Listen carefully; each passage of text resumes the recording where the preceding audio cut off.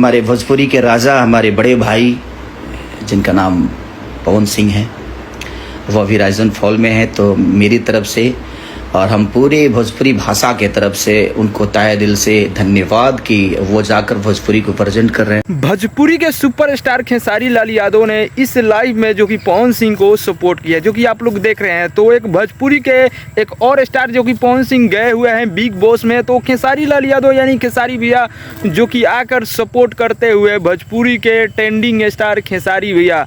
तो आप लोग को ये अपडेट कैसा लगा? शायद आप लोग को अपडेट बहुत पहले आप लोग को पता चल गया होगा। तो भाई ये बहुत भोजपुरी के बिग अपडेट है। तो आप लोग इस अपडेट को ज़्यादा से ज़्यादा शेयर करिए, जो कि भोजपुरी के एक और स्टार जो कि अभी बिग बॉस में है, जो कि अगर खेसारी भैया सपोर्ट कर रहे हैं तो खेसारी भैया के फैंस भी सपोर्ट करना चाहिए।